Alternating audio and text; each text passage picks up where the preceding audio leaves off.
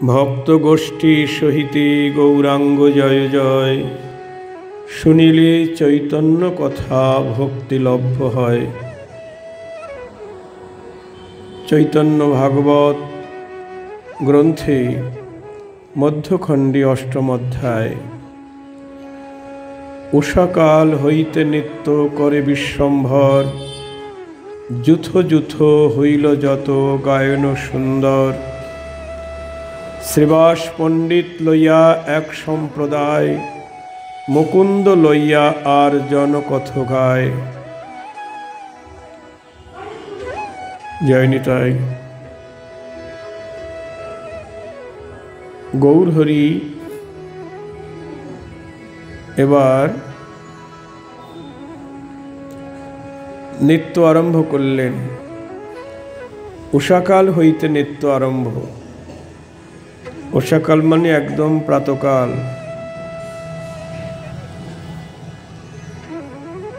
Youth youth হইল যত গায়ন সুন্দর, মানে আলাদা আলাদা সম্প্রদায় করে সব গায়ক এবং বাদকগণ কীর্তন আরম্ভ করলেন। যেমন শ্রীবাস পণ্ডিত তিনি একটা সম্প্রদায় গড়লেন, মুকুন্দ তিনি একটি সম্প্রদায় তৈরি করলেন। মুকুন্দ লইয়া গোবিন্দ দত্ত আর কতজন, গৌরচন্দ্র নৃত্যে সবে করেন কীর্তন। গৌরহরি নৃত্য করছেন আর গৌরাঙ্গ লীলা পরিকর তারা সবাই কীর্তন করছেন। ধরিয়া বুলেন নিত্যানন্দ মহাবলী, অলক্ষিতে অদ্বৈত লয়েন পদধূলি। নিত্যানন্দ আমার গৌরহরিকে ধরে দুইজনায় মিলে কীর্তন করছেন ভাবের আবেশে, আর এই সুযোগে আর একজন গিয়ে চুরি করছেন। কে? অদ্বৈত আচার্য নিতাই গৌরের পায়ের ধুলি নিচ্ছেন।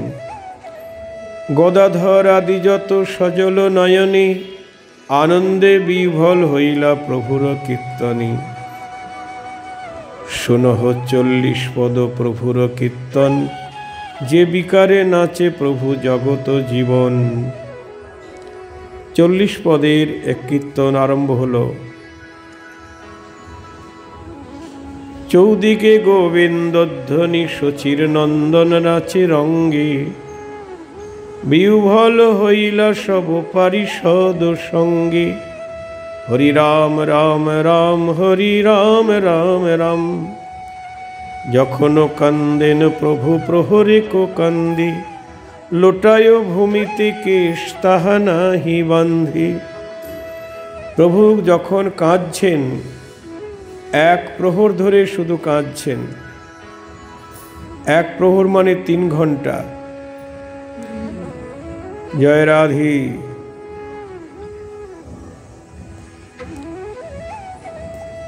যখন কান্দয়ে প্রভু প্রহরে কান্দি, লোটায় ভূমিতে কেশ নাহি বান্ধি।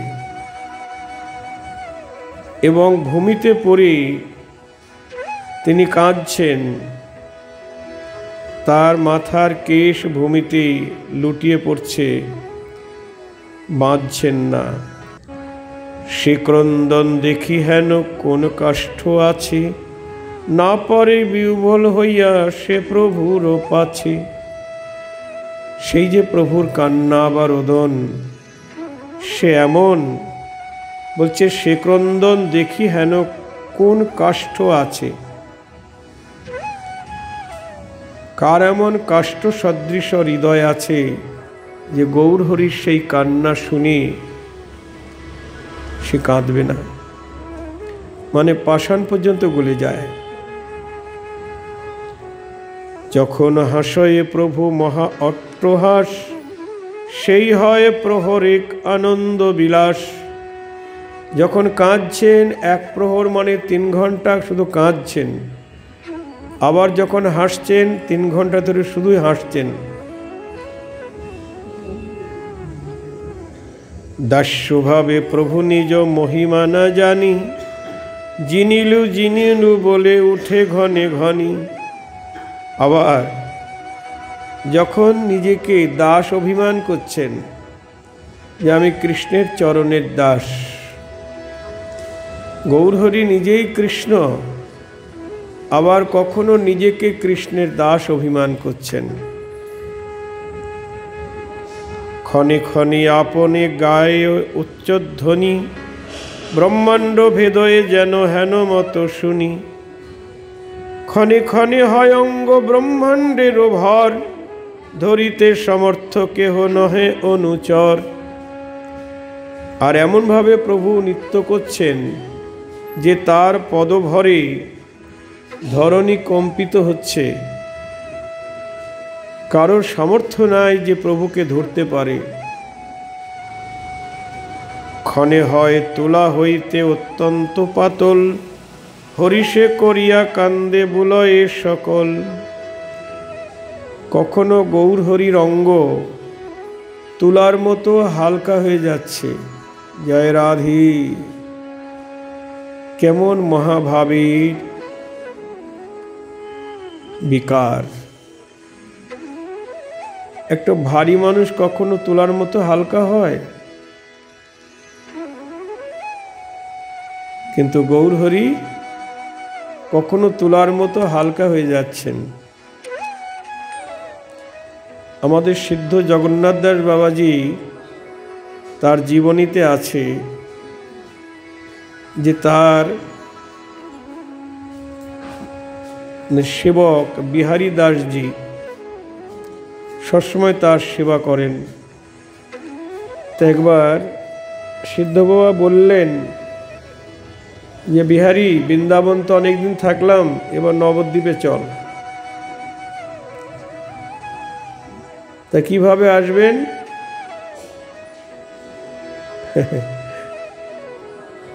এই ঝাড়খণ্ডের বনপথ দিয়ে আসছেন।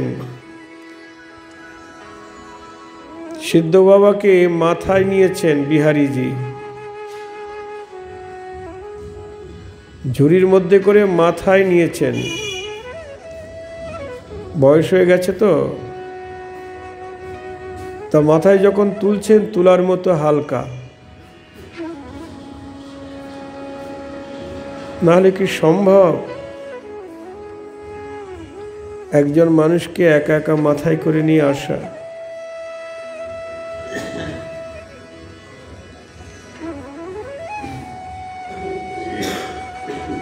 তা মহাপ্রভু কখনো প্রেমাবেশে তুলার মতো হালকা হয়ে যাচ্ছেন, ক্ষণে হয় তোলা হইতে অত্যন্ত পাতল, হরিষে করিয়া কান্দে বুলয়ে সকল।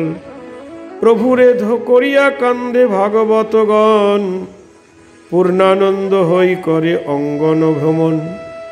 আবার প্রভুকে কাঁধে নিয়ে ভক্তগণ পূর্ণ আনন্দ হয়ে নৃত্য করছেন।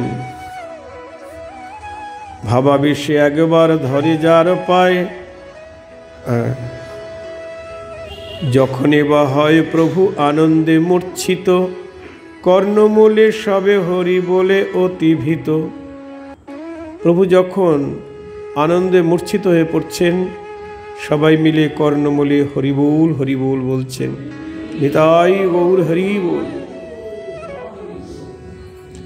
ক্ষণে ক্ষণে সর্বঙ্গে হয় মহাকম্প, মহাশীতে বাজে যেন বালকেরও দন্ত। ক্ষণে সর্বঙ্গে এত কম্প, এত কাঁপুনি, মনে হচ্ছে যেন মহাশীতে বাজে যেন বালকের দন্ত। একটি বালক মহাশীতে যেমন তার দন্ত মানে কাঁপে না, দাঁতের পর দাঁত দিয়ে মানে কাঁপুনিতে, তেমনি মহাপ্রভু এমনভাবে কম্পিত হচ্ছে, শীতকাল নয় তবু মহাকম্প হচ্ছে। ক্ষণে ক্ষণে মহাস্বেদ হয় কলেবরে, মূর্তিমতি গঙ্গা যেন আইলা শরীরে। স্বেদ মানে কি? ঘাম। তার অঙ্গ দিয়ে এত ঘাম ঝরছে, মনে হচ্ছে যেন স্বয়ং গঙ্গা এসে তার অঙ্গে উপস্থিত হয়েছেন। মূর্তিমতী গঙ্গা যেন আইলা শরীরে, কখনো বা হয় অঙ্গ জ্বলন্ত অনল, দিতে মাত্র মলয় অজ সুখায় সকল। কখনো শরীর এত তাপিত হচ্ছে যে মলয় চন্দন এত শীতল, কিন্তু সেই মলয় চন্দন দেওয়া মাত্র শুকিয়ে যাচ্ছে। ক্ষণে ক্ষণে অদ্ভুত বহে মহাশ্বাস, সম্মুখ ছাড়িয়া সবে হয় এক পাশ। এমন অদ্ভুত শ্বাস ফেলছেন যে তার সেই শ্বাসের কাছে থাকতে পারছে না ভক্তরা। ক্ষণে যায় সবার চরণ ধরিবারে, পলায় বৈষ্ণবগণ চারিদিকে ডরি। প্রেমাবেশে কখনো ভক্তদের পায়ে ধরতে যাচ্ছেন গৌরহরি, নিতাই গৌরহরি বল। বৈষ্ণবরা তখন পলায়ন করছেন। ক্ষণে নিত্যানন্দ অঙ্গে পৃষ্ঠ দিয়া বৈশে, চরণ তুলিয়া সবাকারে চাহি হাসে। কখনো নিত্যানন্দকে হেলান দিয়ে বসছে, আবার নিজের চরণ তুলে সবাকারে চাহি হাসে। বুঝিয়া ইঙ্গিত সব ভাগবতগণ, লুটয়ে চরণের ধুলি অপূর্ব রতন। কখনো নিজের চরণ বাড়িয়ে দিচ্ছেন, ভক্তরা গিয়ে তখন চরণের ধুলি নিচ্ছেন। আচার্য গোসাই বলে, আরে আরে চোরা, ভাঙিল সকল তোর ভারী ভুরি মোড়া। অদ্বৈতাচার্য তিনি বেশি করে পায়ের ধুলি নিচ্ছেন গৌরহরির, আর বলছে, চোরা তোর ভারী ভুরি আমরা নিয়ে নিলাম, ভারী ভুরি ভেঙে দিলাম। নিজেকে লুকিয়ে রেখেছ, এখন তো নিজেকে প্রকাশ করে ফেললে। জয় রাধে। মহাপ্রভু যখন বাহ্য দশা হয়, তখন তার পায়ের ধুলি নেওয়া কঠিন আছে, নিতে পারে না কেউ, কিন্তু এখন চরণ বাড়িয়ে দিয়েছে।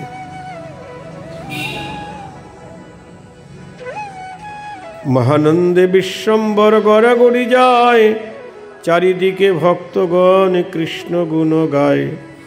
যখন উর্দণ্ড নাচে প্রভু বিশ্বম্ভর, পৃথিবী কম্পিত হয় সবে পায়ে ডর। যখন উর্দণ্ড নৃত্য করছেন, পৃথিবী কাঁপছে, ধরণী ভূমিকম্প হয় না, ওরকম কাঁপছে, পৃথিবী কম্পিত হয় সবে পায়ে ডর। কখনো বা মধুর নাচয় বিশ্বম্ভর, যেন দেখি নন্দের নন্দন নটবর। কখনো এমন মধুরভাবে নৃত্য করছেন, যেন সেই নন্দের নন্দনই নৃত্য করছেন। কখনো বা করে কোটি সিংহের হুঙ্কার, কর্ণরক্ষা হেতু সবে অনুগ্রহ তার। কখনো কোটি সিংহের মতো হুঙ্কার করছেন। জয় রাধি। আমরা মাইক দিয়ে পাঠ করছি, তাই আওয়াজ বেরোচ্ছে না, আর তখন তো মাইক ছিল না। একটা সিংহের গর্জন নয়, কোটি সিংহের গর্জন, এমনভাবে হুঙ্কার করছেন। পৃথিবীর আলোক হইয়া ক্ষণে যায়, কেহ দেখে কেহ দেখিবারে নাহি পায়।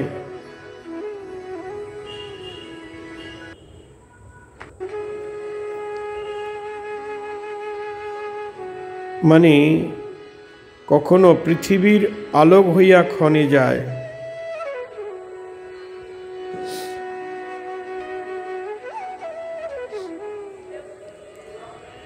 কেহ দেখে কেহ দেখিবারে নাহি পায়। পৃথিবী মেদিনী আলগা হয়ে যাচ্ছে, কেউ দেখতে পাচ্ছে, কেউ দেখতে পাচ্ছে না। ভাবাবেশে পাকল লোচন জারি চায়, মহাত্রাস প্রায়া সেই হাসিয়া পলায়। মহাত্রাস, পাকল লোচন মানে চোখ পাকি তাকাচ্ছেন, ভয় পেয়ে অনেকে সেখান থেকে পলায়ন করছেন। কৃষ্ণাবেশে চঞ্চল হইয়া বিশ্বম্ভর, নাচয়ে বিউভল হই নাহি পরাপর। কখনো সেই ব্রজলীলার আবেশে কৃষ্ণাবেশে নৃত্য করছেন। ভাবাবেশে একবার ধরে যার পায়, আরবার পুনঃ তার উঠয়ে মাথায়। ভাবের আবেশে কখনো কারো গিয়ে পায়ে ধরছে, একটু পরে আবার তার মাথায় চড়ছে। মানে মহাভাবের বিগ্রহ তো। গৌরহরির দেহটাই তো মহাভাব দি গড়া। রসরাজ মহাভাব দুই এক রূপ। রসরাজকে কৃষ্ণ আর মহাভাব স্বরূপিণী রাধা, দুই এক রূপ। মানে রাধা এবং কৃষ্ণের মিলিত স্বরূপ আমার গৌরহরি। নিতাই গৌরহরি বল।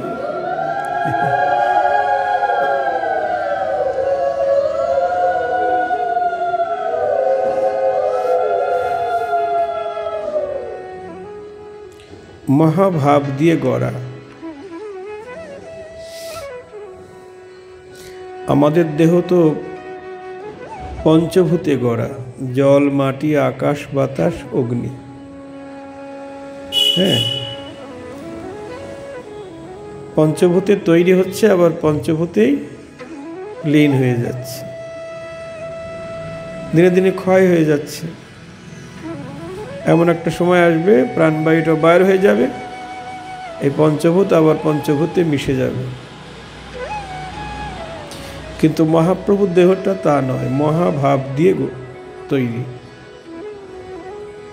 যেমন মহাসমুদ্রে অসংখ্য ঢেউ ওঠে, তাই না? ঢেউ ওঠে আবার বিলীন হয়ে যায়, আবার উঠছে আবার বিলীন হয়ে যাচ্ছে, আবার উঠছে আবার বিলীন হয়ে যাচ্ছে। তেমনি মহাভাবের বিগ্রহ গৌরহরি, ক্ষণে ক্ষণে মহামহাভাব। এখনই যার পায়ে ধরছে, আবার একটু পরেই তার মাথায় গিয়ে চড়ছে। নিতাই গৌরহরি বল।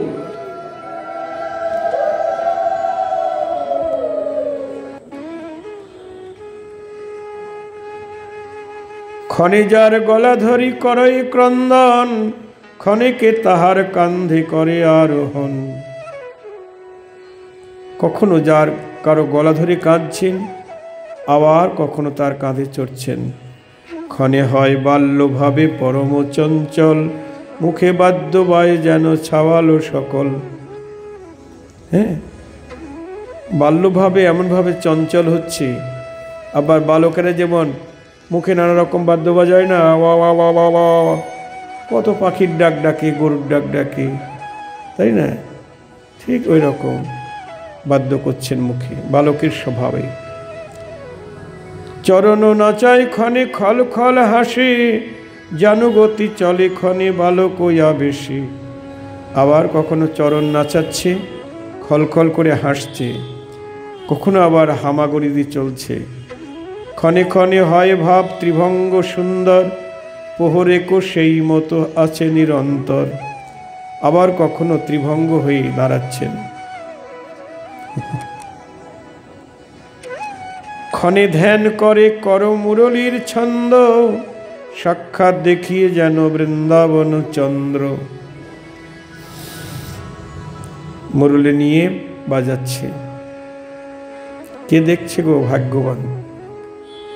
অদ্যাবধি সেই লীলা করে গোরা রায়, কোন কোন ভাগ্যবানই দেখিবারে পায়। ভাগ্যবান ছাড়া দেখতে পাবে না।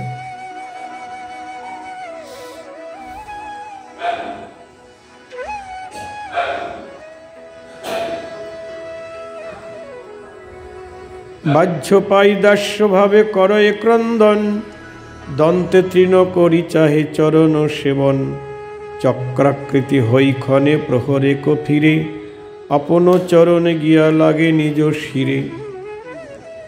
আবার কখনো চক্রাকৃতি হচ্ছেন, মানে চরণ গিয়ে মাথায় লাগাচ্ছেন চরণ নিয়ে। যেমন সার্কাস খেলে না,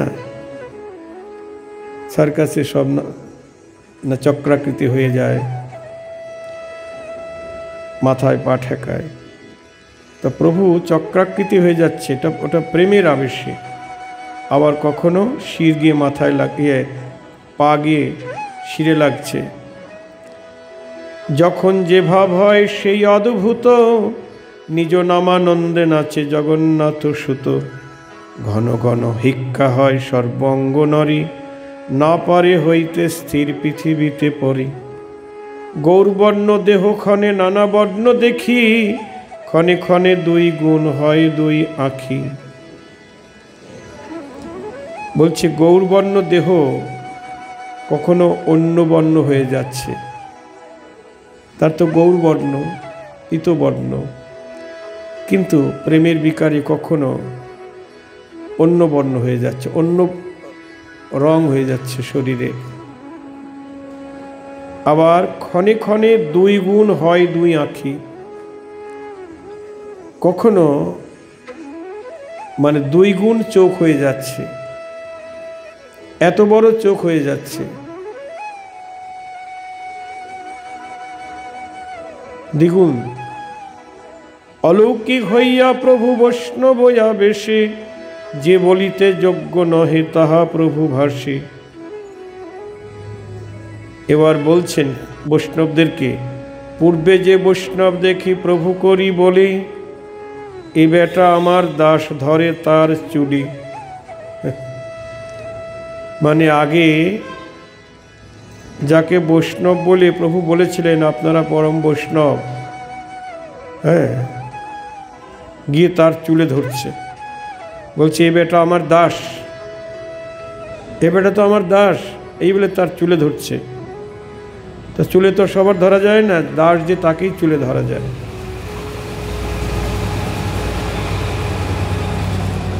পূর্বে যে বৈষ্ণব দেখি ধরাই চরণে, তার বক্ষে উঠি করে চরণ অর্পণী। পূর্বে মানে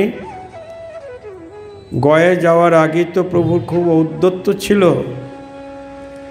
তাই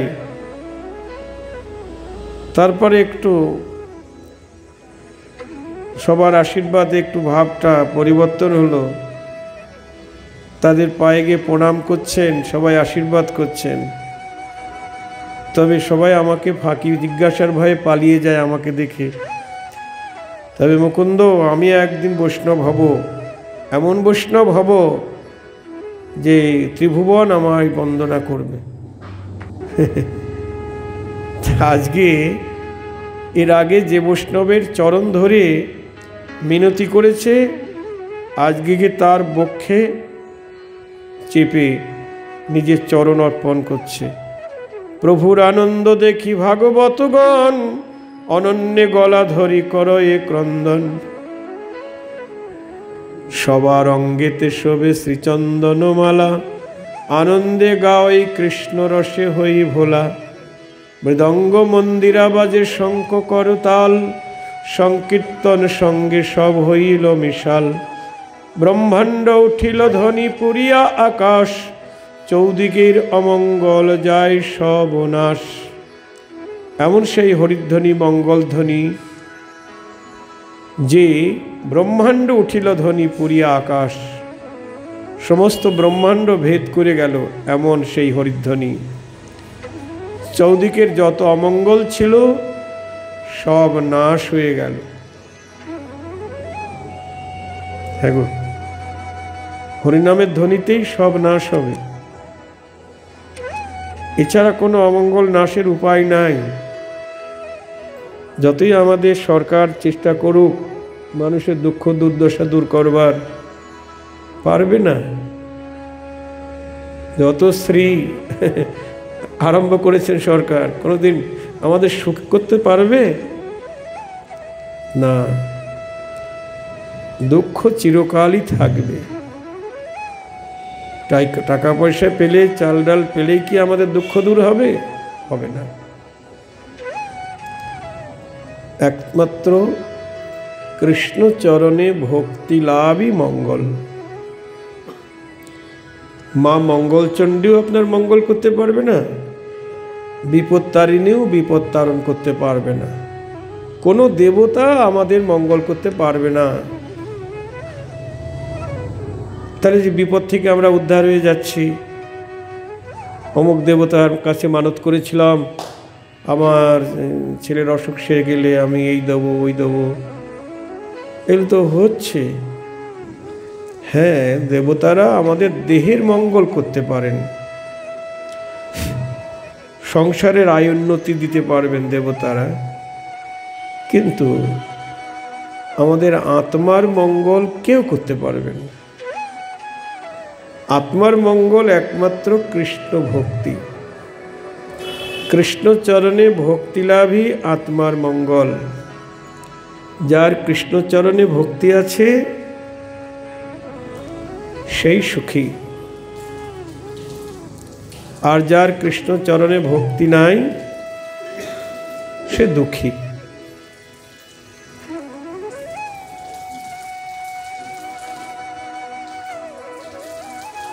এই জন্যে চৈতন্য চরিতামৃত বলছেন, ধনজন নাহি মাগি কবিতা সুন্দরী, শুদ্ধ ভক্তি কৃষ্ণ মোরে দেহ কৃপা করি।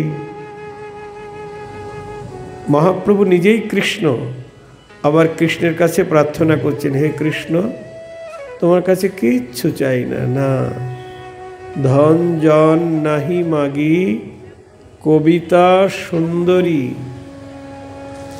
ধন চাই না, জন চাই না, কবিত্ব শক্তি চাই না, সুন্দরী রমণী চাই না, কি চাই? শুদ্ধ ভক্তি। তুমি এই কৃপা করো, জন্ম জন্মান্তরে যেন তোমার চরণে আমার অহিতুকি রতিমতি ভক্তি থাকে। নিতাই গৌর হরি বল। হ্যাঁ গো, ভক্তি মানে কি? ভালোবাসা। কৃষ্ণ ভক্তি মানে কৃষ্ণের সঙ্গে ভালোবাসা করা, তাকে সুখ দেওয়া। আমরা এই জগতে যেমন ছেলে মেয়ে সবাইকে ভালোবাসি, তাদেরকে আমরা ভালো মন্দ খাওয়াই, পোশাক পরিচ্ছদ দিই, বাড়ি গাড়ি করে দিচ্ছি, তাই না? আমরা যদি গোবিন্দকে ভালোবাসি, তাহলে যা কিছু চেষ্টা করব সব গোবিন্দ সুখের জন্যই করব, কিন্তু তা তো করছি না। ছেলের জন্য রাজভোগ আর নিতাই গৌরের জন্যে নকুলদানা, আর ছেলের জন্য বড় ঘর, বেডরুমটা বড় হবে, অনেকগুলি জানলা থাকবে, তারপর এসি থাকবে, আর ঠাকুরের জন্য সিঁড়ির তলায় ওই ছোট ঘরটা, হ্যাঁ, নাহলে চিলাকোটের উপর একটু করে রাখতে হবে।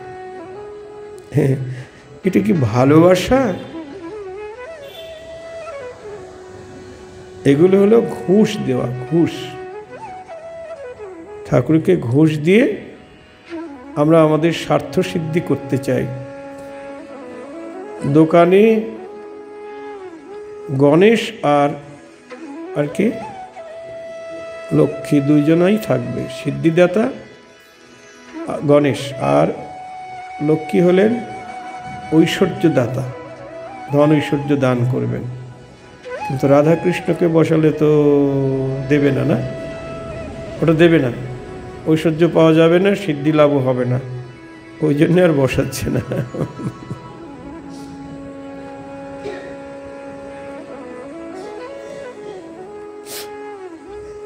দায় ঠেকা ভালোবাসা হবে না।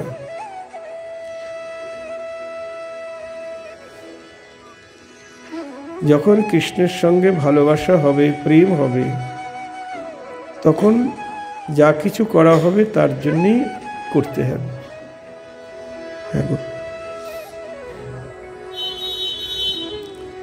শুদ্ধ ভক্তি, শুদ্ধ ভক্তি কৃষ্ণ মোরে দেহ কৃপা করি। শুদ্ধ ভক্তির কথা বলছেন কেন? অশুদ্ধ ভক্তি আবার অশুদ্ধ হয়? হ্যাঁ, অশুদ্ধ ভক্তি হয়। ওই যে বললাম, চিলেকোঠায় বসিয়ে রাখলাম, নাহলে সিঁড়ির তলে, এসব অশুদ্ধ ভক্তি। তারপরে ছেলে চাকরি হলে তোমার 5 কেজি রসগোল্লা, মেয়ের বিয়ে হলে গলায় হার বানিয়ে দেবো, ব্যবসায় উন্নতি হলে তোমার মন্দির বানিয়ে দেবো। এসব অশুদ্ধ ভক্তি, অশুদ্ধ ভক্তি। ছেলের অসুখ সেরে গেলে বৈষ্ণব সেবা দেবো, এগুলি বিশুদ্ধ ভক্তি নয়, এগুলি ঘুষ। আমি বলি ঘুষ। অনেক সময় অফিস আদালতে ঘুষ দিয়ে চাকরি নিতে হয় না, স্বার্থসিদ্ধির জন্য ঘুষ দিতে হয়। ওখানে তো ঘুষটা আগে দিতে হয়, কিন্তু আমরা ঠাকুরকে ঘুষটা আগে দেব না। আগে মেয়ের বিয়েটা হোক, তারপর যদি না হয় তাহলে দেব না।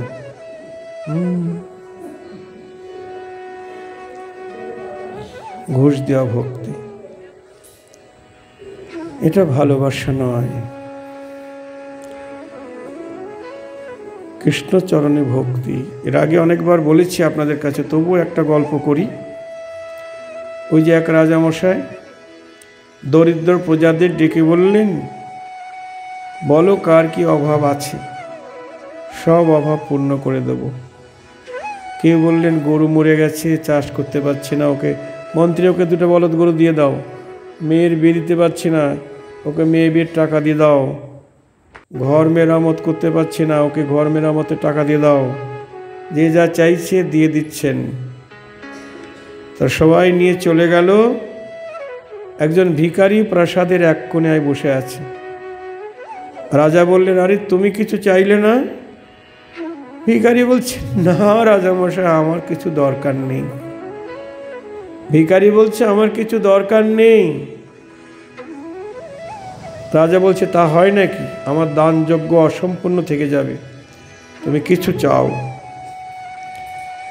ভিখারি বলছে, আমার তো কিছু দরকার নেই, তবে আপনার যখন একান্ত ইচ্ছা, তাহলে আপনার ওই চরণধূলি একটু আমার কুটিরে দিবেন। জয় নিতাই গৌর হরি বল। রাজা বলছে, তুমি কি বোকা গো? কত লোকে কত টাকা পয়সা ধন ঐশ্বর্য নিয়ে গেল, পায়ের ধুলে নিয়ে কী করবে? বলছে, না ওটুক পেলেই হবে। ঠিক আছে মন্ত্রী, ওর বাড়িতে যেতে হবে, একটা তারিখ লেখো ডায়েরিতে। মন্ত্রী তারিখ লিখলেন। মন্ত্রী বলছেন, আপনি যে ওর বাড়িতে যাবেন, কিন্তু তো বাড়িই নাই, পাতার কুটিরে থাকে। তাই যত তাড়াতাড়ি পারো ভালো একটা বাড়ি করে দাও। আর রাজামশাই সপার্ষদ সেখানে যাবেন ভিখারির বাড়িতে পায়ের ধুলি দিতে, জায়গাটা ভালো হওয়া দরকার না? এখন যদি আমাদের প্রধানমন্ত্রী আসে এখানে, কীরকম বিশাল প্যান্ডেল হবে না? রাস্তা কাঁচা থাকলে পাকা হয়ে যাবে। হ্যাঁ, মন্ত্রী বলছে, আপনার ট্যাক্সি তো যাবে না ওর বাড়ি পর্যন্ত, যত তাড়াতাড়ি পারো পাকা রাস্তা করে দাও। কিন্তু বাড়ি হলেও তো হবে না, ওর তো কেউ নাই, আপনি পার্ষদ সঙ্গে যাবেন, কে আপ্যায়ন করবে? ওর তো কেউ নাই। তাহলে দাস দাসী দিয়ে দাও, আর কিছু টাকা পয়সা দিয়ে দাও, ব্যাস।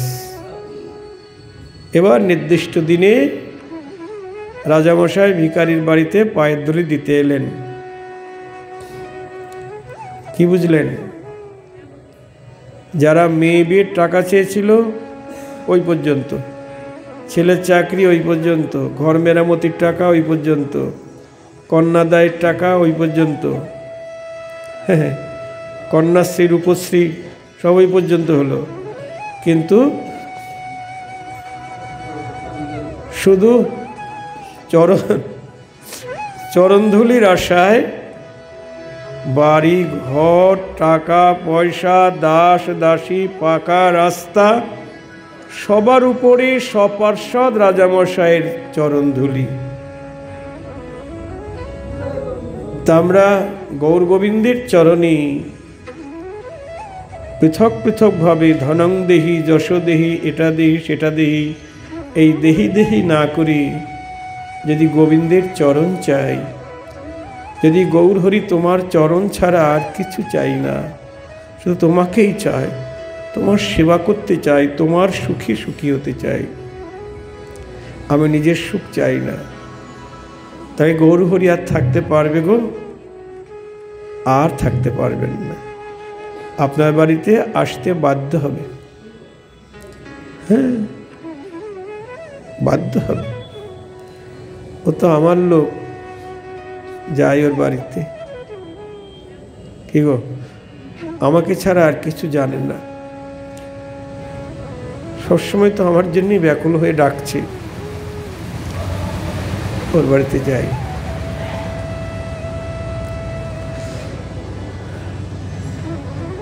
তাই শুদ্ধ ভক্তি,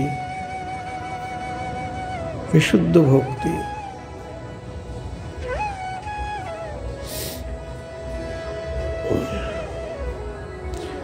বিশুদ্ধ ভক্তি হলেই গৌরহরির লীলা দর্শন হবে।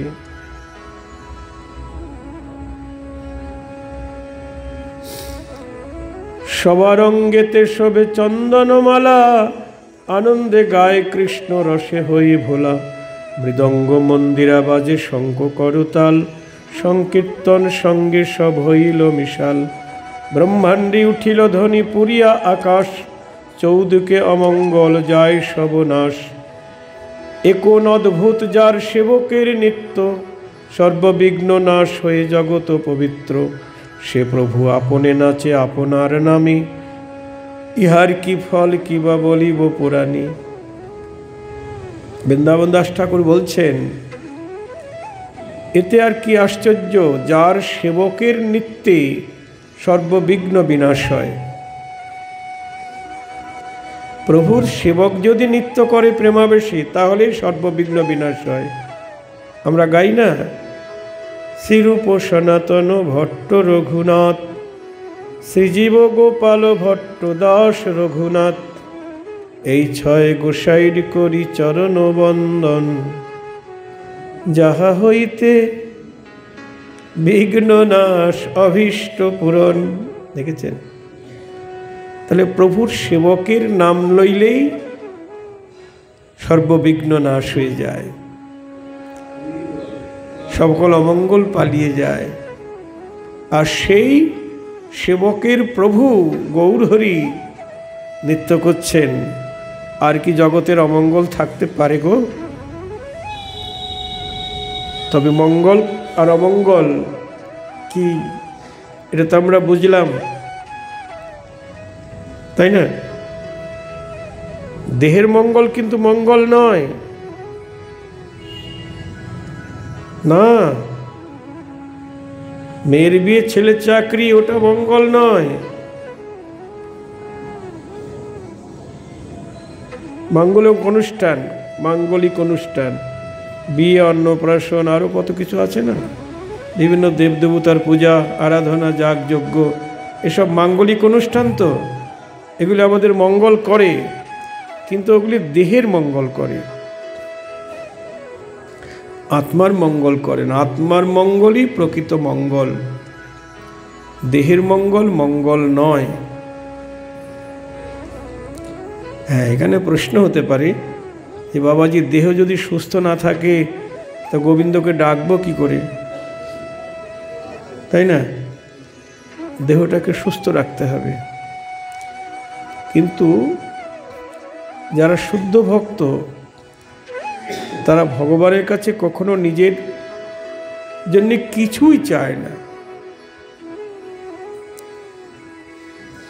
শরীর চলছে না, অসুস্থ, তবু বলছে না, ঠাকুর আমার অসুখ ছাড়িয়ে দাও।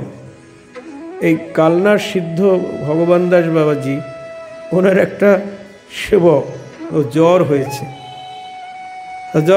ওষুধটা তো খাচ্ছে না। ভগবান দাস বাবা বলছে, কিরে জ্বর হয়েছে, ওষুধ খাচ্ছিস না? বলছে, নাম ব্রহ্ম কৃপায় সব ঠিক হয়ে যাবে। ওহ, আবার নাম ব্রহ্মের উপরে চাপাচ্ছে। হ্যাঁ, ওনার দায় পড়েছে তোমার এই অসুখ সারানোর জন্য। কেন ট্যাবলেট খেতে পারছো না, ওষুধ খেতে পারছো না, নাম ব্রহ্মের উপর সব দায় চাপাচ্ছ। তাকে কষ্ট দেওয়া উচিত নয়। একবার রূপ গোস্বামী তিনি বৃন্দাবনে ভজনে আছেন, আহার নিদ্রা সারাদিন নাই। তো গোবিন্দ নিজে এক ভাণ্ড দুগ্ধ এনে বলছে, গোসাই তুমি সারাদিন কিছু খাও নাই শুনলাম, তুমি কি করে জানলে? ওই যে ব্রজমাইরা বলল, হ্যাঁ, তারা দুধ পাঠিয়ে দিয়েছে আমার হাতে, তুমি এটা নিয়ে পান করো। আর আমি এখন যাই, আমার অনেক কাজ, তো আমি যাই। মানে কে এসেছে জানেন তো? রাখাল বালকের রূপ ধরে স্বয়ং গোবিন্দ এসেছেন। মানে তার ধামে তো কেউ না খেয়ে থাকে না, তাহলে তার নামে কলঙ্ক হবে, তাই দুধ দিতে এসেছেন। আমি যাই, আমার অনেক কাজ। চলে গেছেন। দুগ্ধ খেয়ে গোসাই তো একটু তন্দ্রা এসেছে, তখন বলছেন, কি চিনতে পারলে না তো? আমি এসেছিলাম, আমি কৃষ্ণ। আমার ধামে কেউ উপবাস থাকে না, তাই তোমাকে দুগ্ধ দিয়ে গেলাম। পরবর্তীকালে রূপ গোস্বামীর কাছে যখন সনাতন গোস্বামী এলেন, ওনার দাদা, রূপ গোস্বামীর দাদা সনাতন গোস্বামী, তার কাছে যখন এই ঘটনা বললেন, তখন বললেন, তুমি কৃষ্ণকে কষ্ট দিলে কেন? তোমার জন্যে মাধুপুরী বৃত্তি দিয়েছে না মহাপ্রভু? আর একবার রূপ গোস্বামীর ইচ্ছা হয়েছিল যে দাদা আসবেন, ওনার জন্য একটু মিষ্টান্ন যদি রান্না করতে পারতাম, একটু নলেন গুড়ের মিষ্টি আর একটু দুধ আর একটু আতপ চাল যদি হতো, রান্না করে দিলে ওনাকে একটু সেবা দিতে পারতাম। মনে মনে সংকল্প করেছেন, কিন্তু উনি তো ভিখারি,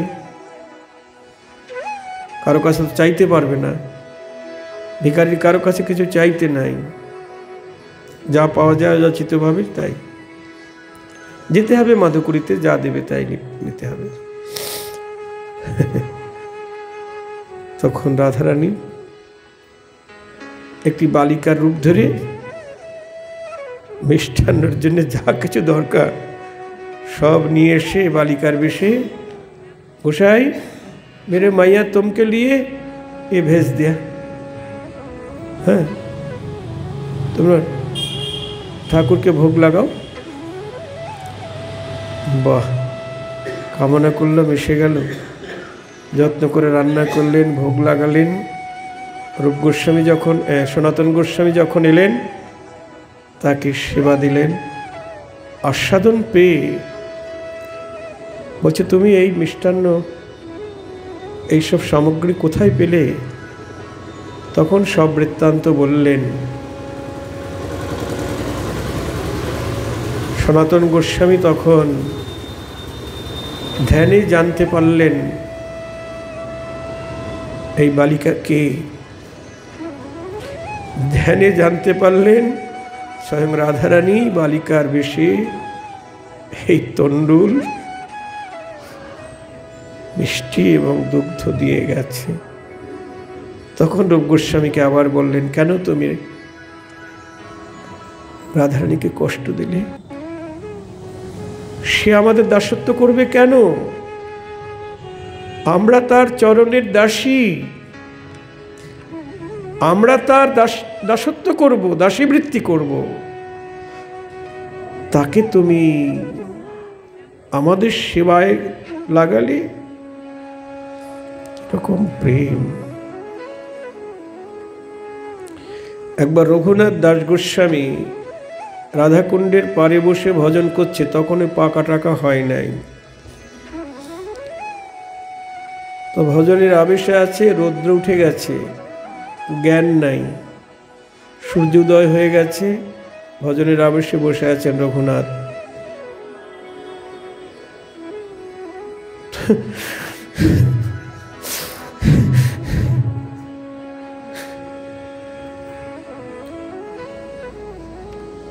তখন রাধারানী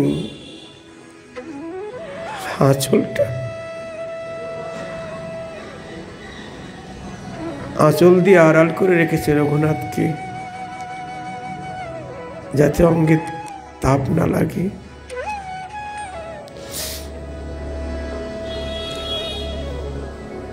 দূর থেকে রূপ গোস্বামী দেখতে পেয়েছেন।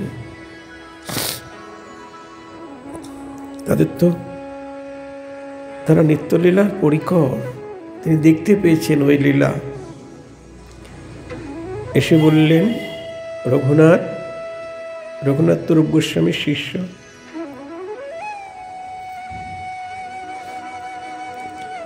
এইভাবে তোমার এখানে আলগা জায়গায় ভজন করার দরকার নাই, তুমি কুঠিয়া বানিয়ে তার মধ্যে থেকে ভজন করো, নাহলে আমাদের রাধারানীর কষ্ট হবে। তার কষ্ট দেওয়া উচিত নয়।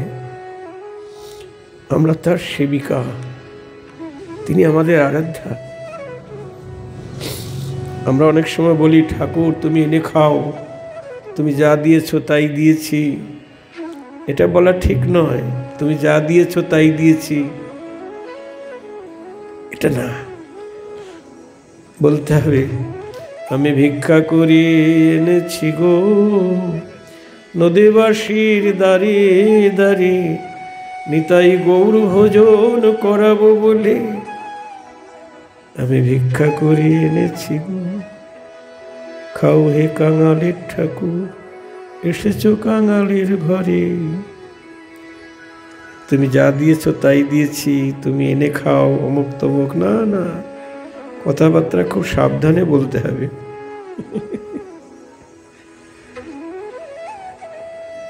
একজন ভক্ত নিবেদন করতে পারে না, মানে কি করে প্রার্থনা করতে হয় জানে না। নিমন্ত্রণ করেছেন বৈষ্ণবদের, তাদের সেবা দিয়ে হাত জোর করে বলছেন যে অধমরা আইছেন কৃপা করে, হ্যাঁ আমার বাড়িতে, হ্যাঁ কৃপা করে নেবেন, অধমরা আইছেন আমার বাড়িতে। কিন্তু আমি অধম এটা বলতে পারছে না, যে অধমের বাড়িতে আপনারা কৃপা করে এসেছেন এটা না বলে বলছে অধমরা এসেছেন আমার বাড়িতে, এইটা বলছেন। তবে যদি প্রেমে বলে তাহলে অসুবিধা নেই। লেখাপড়া জানে না তো, কিন্তু আমরা যদি ঈশ্বর জ্ঞানে ভজন করি, ভগবান জ্ঞানে ভজন করি, সেটা উত্তম ভোজন নয়। যে গীতায় যে কথাটা আছে, অনন্যশ্চিন্তান্ত মাং যে জনা পর্যুপাসতে তেষাং নিত্যাভিযুক্তানাং যোগক্ষেমং বহম্মহম, যে আমার সবসময় অনন্য চিন্তা নিয়ে, একাগ্র মন নিয়ে কেবল আমারই চিন্তা করে, যে আমি তার যা কিছু প্রয়োজনীয় দ্রব্য নিজে বয়ে দিয়ে আসি, বা তার যা কিছু ভার বোঝা আমি বহন করি, রক্ষা করি। হ্যাঁ গো, আমরা যদি মনে করি, সে তো নিজেই বলেছেন আমার যা কিছু, আমার ভক্তের যা কিছু দরকার আমি বয়ে দিয়ে আসি, ব্যাস আমি তার নাম করব, যা কিছু দরকার সে এনে দেবে আমাকে, তাই না? গীতায় বলেছেন। এটা ভক্তি, কিন্তু উত্তম ভক্তি নয়। একে তাকে কষ্ট দেওয়া হচ্ছে। হ্যাঁ গো, তাকে কষ্ট দেওয়া উচিত নয়। না, সাধু সাবধান।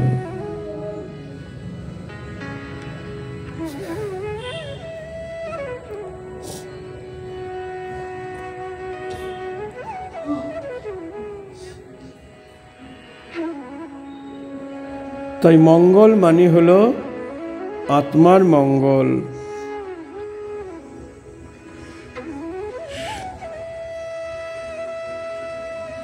চতুর্দিকে শ্রীহরি মঙ্গল সংকীর্তন, মাঝে নাচে জগন্নাথ মিশ্রের নন্দন, যার নামানন্দে শিব বসন না জানি। যার রসে নাচে শিব সে নাচে আপনি। বলছে যার নামের আনন্দে শিব বসন না জানে,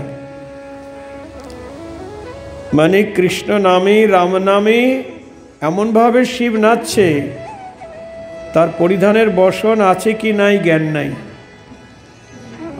আর বসন থাকবেটা কি করে? বসন তো বাঘের ছাল, ওটাকে মানে রাখা যায়? ও তো এমনি খুলে যায়। বলছে যার নামানন্দে শিব বসন না জানি, যার রসে নাচে শিব সে নাচে আপনে। যার রসে শিব নাচে সে নাচে আপনে। আহা! যার নামে বাল্মীকি হইল তপোধন, যার নামে অজামিল পাইল মোচন। যার নাম শ্রবণে সংসার বন্ধ ঘুচে, হেন প্রভু অবতার কলিযুগে নাচে। নিতাই গৌর হরি বল।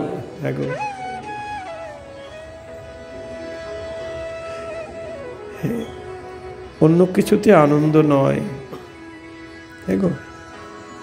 আমরাও নাচবো, হাসবো, কাঁদবো, নাচবো, গাইব, তবে একমাত্র গৌর গোবিন্দের নাম গুণ লীলারসে। এই জড়জগতের কোনো আনন্দে নাচবো না, গাইবও না। নাচছে না সব? দুর্গা পূজায় নাচছে, এ পূজায় সে পূজায়, মাতালেরাও নাচছে। ওই রস নয়, হরিনাম প্রেমে নিত্য গীত।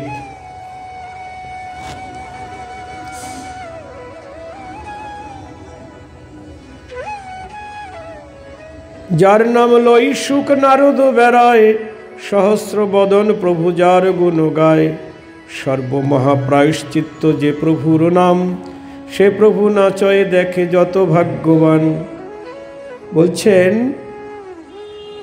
সর্বমহাপ্রায়শ্চিত্ত যে প্রভুর নাম। আমরা অনেকে প্রায়শ্চিত্ত করি না?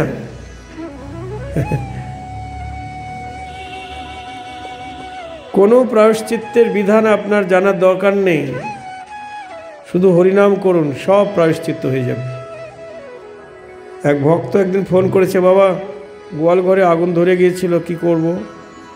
পুরোহিত ডেকে কিছু যজ্ঞটজ্ঞ করতে হবে। আমি না না হরিনাম কর। একবার আশ্রমে, আমাদের এই আশ্রমে নয়, ওই রানীরঘাটের আশ্রমে, ওখানে একবার আমি যে ঘরটায় থাকি উৎসবের ভিক্ষা করতে গেছি। ওই সময় একজন ওই ঘরের মধ্যে আরেকজনকে মেরে রেখে চলে গেছে, পালিয়ে গেছে। তারপরে ফিরে এসে শুনলাম ঘটনা। গুরুদেব, আমার ঘরে তো এরকম পড়েছে, এখানে আমি কী করে শোবো? আরে কিচ্ছু হবে না, একটু খোলকর্তাল নিয়ে, খোলকর্তাল নিয়ে এসে একটু হরিনাম করলাম, ব্যাস ওখানেই শুয়ে থাকলাম। তা বলছেন সর্বমহা প্রায়শ্চিত্ত যে প্রভুর নামে, সব কিছুর প্রায়শ্চিত্ত।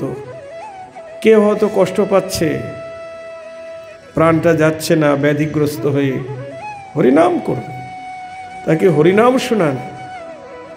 আর মস্তক মুন্ডন করতে হবে না, কিছুই করতে হবে না, কোনো প্রায়শ্চিত্ত নয়। এখানে বলছেন সর্বমহা প্রায়শ্চিত্ত যে প্রভুর নামে। ও তো তুচ্ছ ফল। প্রায়শ্চিত্ত তো হরিনামের মানে গৌণ ফল,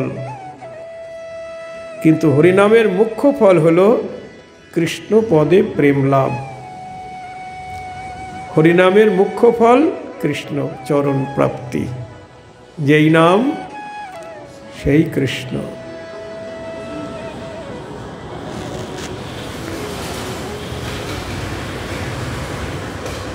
সর্বমহাপ্রায়শ্চিত্ত যে প্রভুর নাম, সে প্রভু নাচয়ে দেখে যত ভাগ্যবান। হইল পাপিষ্ঠ জন্ম তখনে না হইল হেন মহা মহোৎসব দেখিতে না পাইল। বৃন্দাবন দাস ঠাকুর দুঃখ করে বলছেন, হইল পাপিষ্ঠ জন্ম, না হইল তখনই। মানে গৌরহরি যখন এইসব লীলা করেছেন নবদ্বীপে, সাক্ষাৎ দর্শনের সৌভাগ্য হয় নাই বৃন্দাবন দাস ঠাকুরের, হয়তো তখন জন্মই নাই। হ্যাঁ, তাই দুঃখ করে বলছেন, হইল পাপিষ্ঠ জন্ম তখনে না হইল, হেন মহা মহোৎসব দেখিতে না পাইল। কলিযুগে আশংসিল শ্রী ভাগবতী, এই অভিপ্রায় তার জানি বেশ শ্রুতি।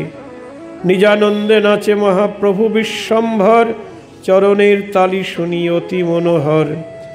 ভাবাবেশে মালা নাহি রহয়ে গলায়, ছিন্ডিয়া পরয়ে গিয়া ভকতের গায়ে।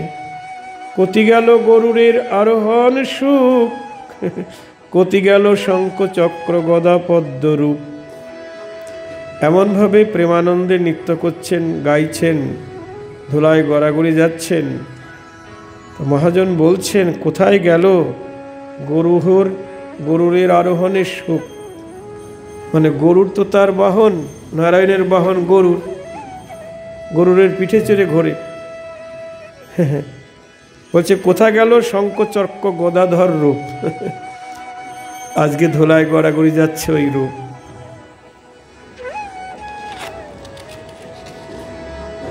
কোথায় রহিল সুখ অনন্ত শয়ন? আবার অনন্ত শয্যায় শয়ন করেন, আছে না? ফনা বিস্তার করে আছে অনন্তদেব, শুয়ে আছে, লক্ষ্মী পদসেবা করছেন। তাই বলছেন, কোথায় রহিল সুখ অনন্ত শয়ন, দাস্যভাবে ধুলি লুটি করয়ে রোদন। সেই প্রভু আজ ধুলায় গড়াগড়ি যাচ্ছেন, নিজেকে দাস অভিমান করছেন। সকালবেলা ভোরবেলায় গৌরাঙ্গের রূপের বর্ণনা আছে, আপনারা সবাই নিশ্চয়ই কীর্তন করেন না? স্মররে নব, স্মররে মানে স্মরণ করো ও মন। স্মররে নব গৌরচন্দ্র, নাগর বনোয়ারি। নদিয়া ইন্দু করুণা সিন্ধু, ভকত বৎসলকারী। নদিয়া ইন্দু মানে চাঁদ, নদিয়ার চাঁদ। নদিয়া ইন্দু করুণা সিন্ধু, ভকত বৎসলকারী। স্মররে নব গৌরচন্দ্র, নাগর বনোয়ারি। বদন চন্দ্র অধর সুরঙ্গ, নয়নে গলত প্রেম তরঙ্গ। চন্দ্রকোটি ভানুকোটি, মুখ শোভায়ুজিয়ারি। বদন চন্দ্র, অধর সুরঙ্গ, সুরঙ্গ অধর মানে রঙ্গিমা অধর। নয়নে গলত প্রেম তরঙ্গ মানে নয়নে অশ্রুধারা বিনির্গত। চন্দ্রকোটি ভানুকোটি, মুখ শোভা উজিয়ারি মানে কোটি চন্দ্র জিনিয়া, কোটি সূর্য জিনিয়া তার বদনের সৌন্দর্য। চন্দ্রকোটি ভানুকোটি, মুখ শোভা উজিয়ারি। তারপরে কি বলছেন? কুসুমে শোভিত চাচর চিকুর। চাচর চিকুর মানে কেশ, চাচর কেশ মানে কি? কোকড়ানো, তাই না?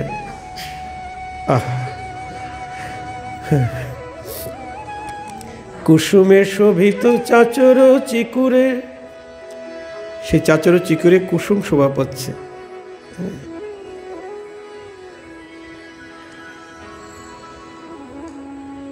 ললাটে তিলক নাসিকায় উজর, দশনে মতিম অমিয় হাস। দর্শন মানে দাঁত, দন্তের হাসি যেন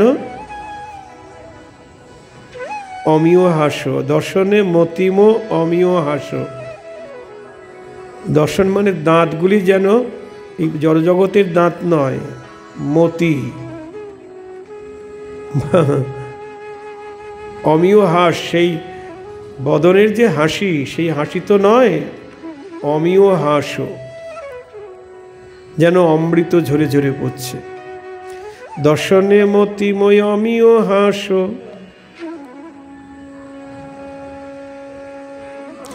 দামিনী ঘন আরি। দামিনী মানে কি? দেখে গায়ে যে বিদ্যুৎ চমকায়, তা যখন হাসছেন দাঁত দেখা যাচ্ছে, মনে হচ্ছে যেন বিদ্যুৎ ঝলক দিচ্ছে। দামিনী ঘন আরি।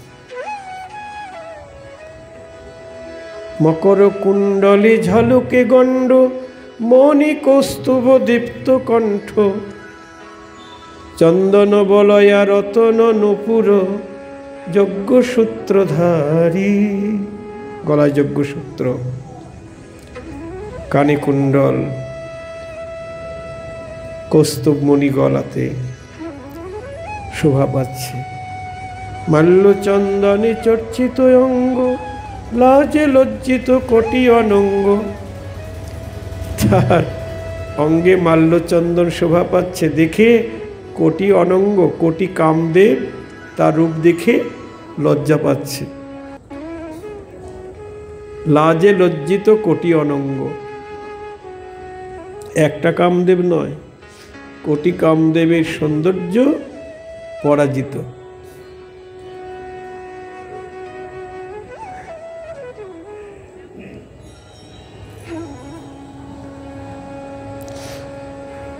অরুণ বসন করুণ বচন, জগুজন মনোহারী। ছত্র ধরত ধরণী ধরেন্দ্র, গাওত যশ ভকুত বৃন্দ। কমলা সেবিত পাদ পদ্ম, বলি যাই বলিহারি। তো কমলা সেবিত পাদ পদ্ম, কমলা মানে কে? হ্যাঁ, কমলা সেবিত পাদ পদ্ম, বলি যাই বলিহারি। কহত দীন কৃষ্ণ দাস, গৌরচরণে করত আস।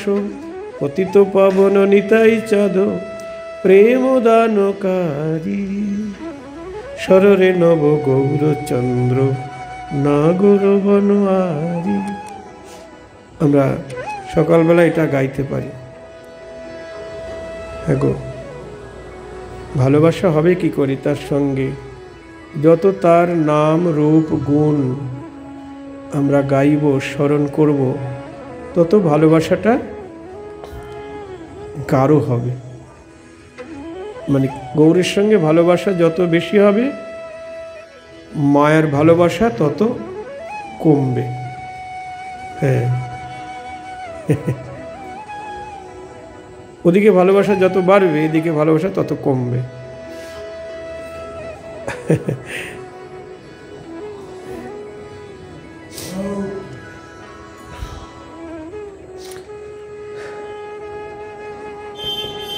তাই বলছেন,